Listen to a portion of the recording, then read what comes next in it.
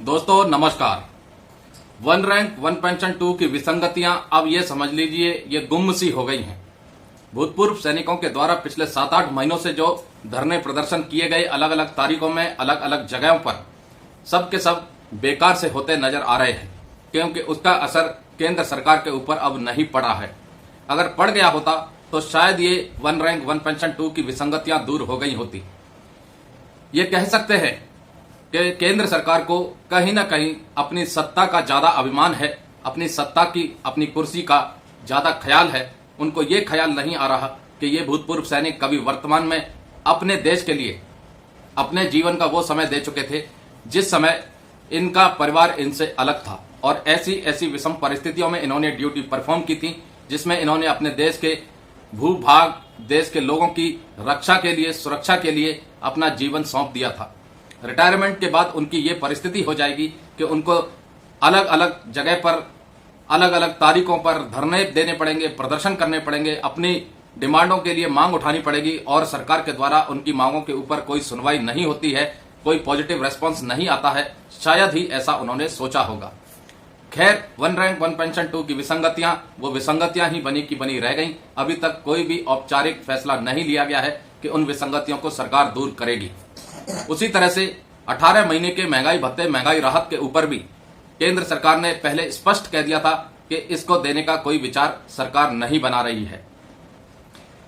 लेकिन सरकार को एक बार यह ध्यान जरूर करना चाहिए कि 7वें वेतन आयोग की सिफारिशों के अनुसार केंद्रीय कर्मचारी पेंशन भोगियों को महंगाई भत्ता और महंगाई राहत पीरियोडिकली दिया जाना चाहिए, ताकि बढ़ने वाली महंगाई से वो अपना जीवन गुजारा कर सके। दोस्तों, डियरनेस अलाउंस और डियरनेस रिलीफ ये बेसिक पे को प्रोटेक्ट करती है महंगाई से लड़ने के लिए। ऐसे में 18 महीने का महंगाई भत्ता और महंगाई राहत केंद्र सरकार के द्वारा रोक देना ये कहां तक उचित है, ये कमेंट करके जरूर बताइएगा।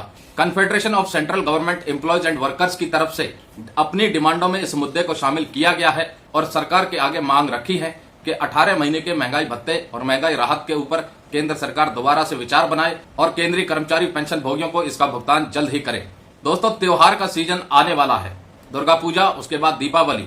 ऐसे में बोनस केंद्रीय कर्मचारियों के लिए और जुलाई 2023 से डीए और डीआर कर्मचारियों के लिए और पेंशन भोगियों के लिए बहुत बड़ा रोल अदा करता है, ताकि उनका त्योहार एक अच्छे तरीके से गुजर सके। ऐसे में केंद्र सरकार से उम्मीद थी कि सितंबर के महीने में, यानी सितंबर 2023 में केंद्र सरकार जुलाई 2023 से बढ़ने वाले महंगाई भत्ते, महंगाई राहत के ऊपर कुछ औपचारिक ऐलान करती, लेकिन ऐसा संभव नहीं हुआ। फिर उम्मीद थी कि 4 अक्टूबर को जो कैबिनेट की मीटिंग हुई थी उसमें कुछ निकल के आएगा, उसमें भी ऐसा कुछ नहीं हुआ था। अब इस सरकार से उम्मीद है कि दिवाली से पहले तो कम से कम केंद्रीय कर्मचारी पेंशन भोगियों को जुलाई 2023 से बढ़ने वाले महंगाई भत्ते और महंगाई राहत के ऊपर जल्द ही कोई ऐलान सुनने को मिले। और जैसा कि अनुमान लगाया जा रहा है, 3 से 4% तक की बढ़ने की उम्मीद पूरी नजर आ रही है। अब देखते हैं केंद्र सरकार कितना बढ़ाती है, क्या ऐलान करती है, क्योंकि कई बड़े ऐसे मुद्दे हैं केंद्रीय कर्मचारी पेंशन भोगियों के, भूतपूर्व सैनिकों के, जो अभी भी लटके पड़े हैं। दिवाली से पहले केंद्र सरकार क्या क्या देती है, इन सब के ऊपर हमारी नजर बनी रहेगी। तब तक के लिए नमस्कार दोस्तों, जय हिंद, जय भारत।